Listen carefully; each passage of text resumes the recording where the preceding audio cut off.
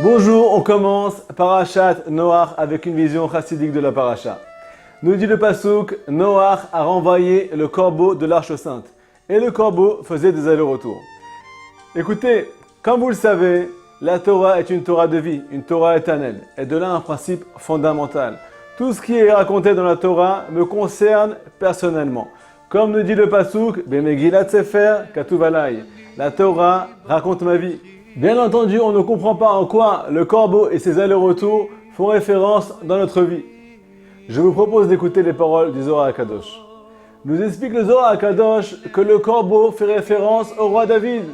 Le roi David a été rejeté de l'arche de Noé.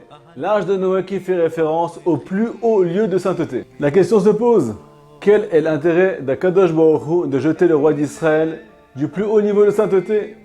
La Teva qui fait référence à la Torah, au mitzvot, au seul refuge contre le Yetzer Hara, le seul refuge qui va nous protéger du Maboul, du déluge de ce bas monde. De là nous dit Rabbi Nachman de Breslev, grâce à toutes ces épreuves matérielles et spirituelles, le roi David est parti chercher son Créateur, est parti s'isoler avec son Créateur et transformer ces épreuves en prière. Et de là, le Sefer Tehillim a été composé. Le Sefer Tehillim qui résume toute la vie du roi David, combien il s'est battu malgré toutes ces épreuves, combien il s'est battu et n'a jamais baissé les bras. Comme le dit la suite du Zohar HaKadosh, David était comme un corbeau qui criait à travers les montagnes pour demander de l'aide à Akadosh Baruch Hu. Je vous cite la suite du pasuk. Le corbeau qui a été renvoyé de l'arche sainte faisait des allers-retours. Me dit Rabbi Nathan de Breslev, ces allers-retours font référence à nos montées et descentes spirituelles. Les épreuves de la vie.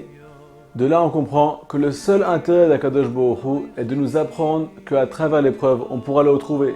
Et bien au contraire, utiliser l'épreuve pour la transformer en ascension spirituelle.